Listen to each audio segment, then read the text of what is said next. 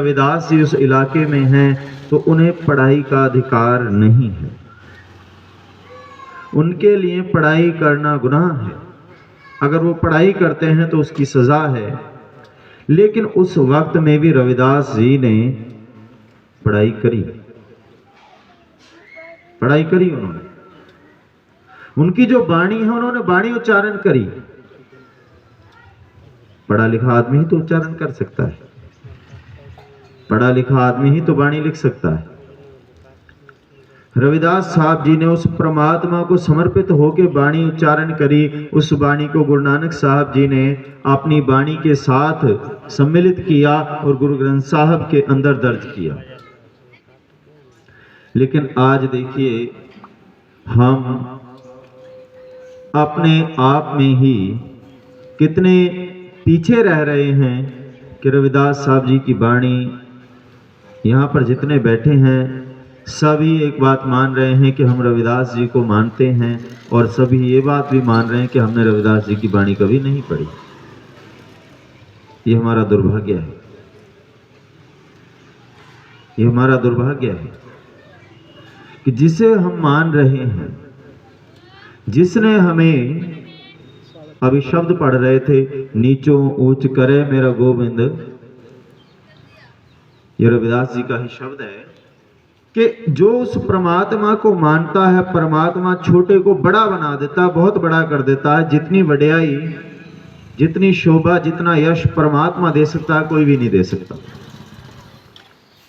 लेकिन अगर समर्पित होकर उस परमात्मा को माना जाए, रविदास जी ने माना और उनको उतनी वड्याई मिल गई। जो बनारस के ब्राह्मण उनको नीच कहते थे, उनको तो आज शायद कोई नहीं जानता, लेकिन रविदास जी को दुनिया जानती, क्योंकि उन्होंने समर्पण के साथ परमात्मा को माना था। जिसने माना है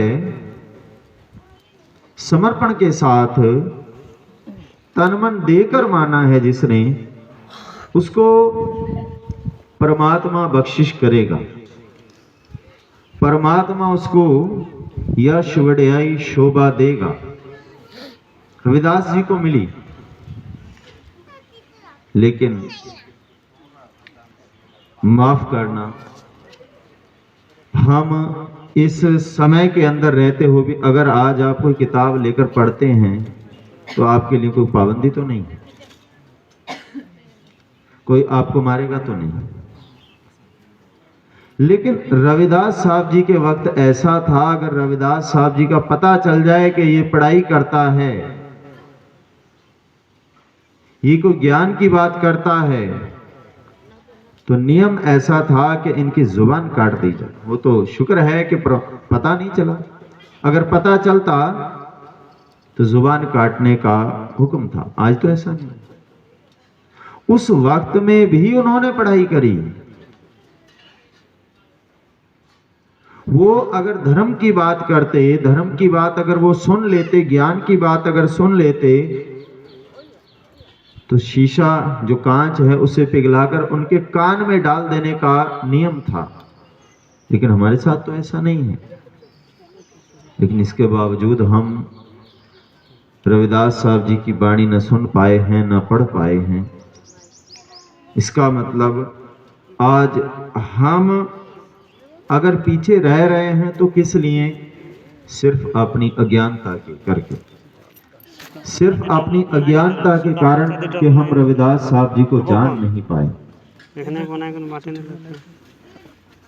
अगर आपको सही में रविदास साहब जी का अदब सत्कार करना है, देखिए, हम अगर उनकी वाणी नहीं पढ़ रहे तो ये इनडायरेक्टली समझिए हम उनका अपमान कर रहे हैं।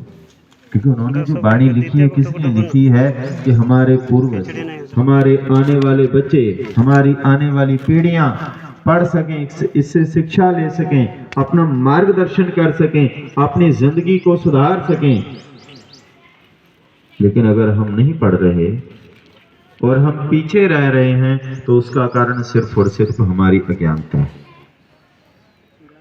क्योंकि हम वो नहीं जान पा रहे जो वो हमें बताना चाह रहे हैं।